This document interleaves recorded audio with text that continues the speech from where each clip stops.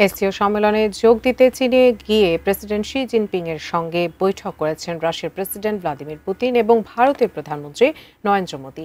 এ নিয়ে ক্ষুব্ধ যুক্তরাষ্ট্রের প্রেসিডেন্ট ডোনাল্ড ট্রাম্প। তিনি বলেছেন, যুক্তরাষ্ট্র অন্ধকারতম চীনের ভেতরে ভারত ও রাশিয়াকে হারিয়ে ফেলেছে বলে মনে হয়েছে তার। তিয়ানজিন শহরে অনুষ্ঠিত সাংহাই কোঅপারেশন অর্গানাইজেশন এসসিও সম্মেলনে যোগ দিতে গত সপ্তাহে চীনে গিয়েছিলেন প্রেসিডেন্ট পুতিন ও প্রধানমন্ত্রী নরেন্দ্র মোদী। সেখানে আরও আমন্ত্রিত ছিলেন বিভিন্ন দেশের ২০ জনের বেশি নেতা।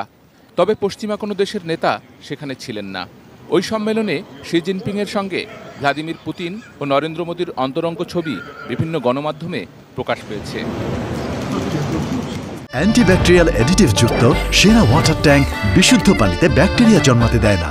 এরপর নিজের সামাজিক যোগাযোগ মাধ্যম ট্রুথ সোশ্যালে এক পোস্টে ট্রাম্প লিখেছেন, তার মনে হচ্ছে যুক্তরাষ্ট্র অন্ধকারতম চীনের ভেতরে ভারত ও রাশিয়াকে হারিয়ে ফেলেছে।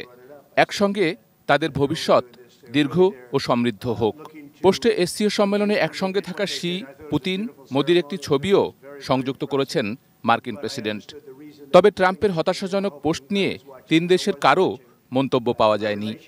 ভ্লাদিমির পুতিনকে बीच द्विपक्षीय শুল্ক নিয়ে ওয়াশিংটন নয়াদিল্লি উত্তেজনার মধ্যে প্রতিদ্বন্দ্বী দেশ চীনের কাছাকাছি এসেছে ভারত।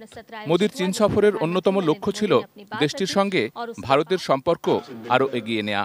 আর রাশিয়া ও চীনের মধ্যে আগে থেকেই উষ্ণ সম্পর্ক রয়েছে।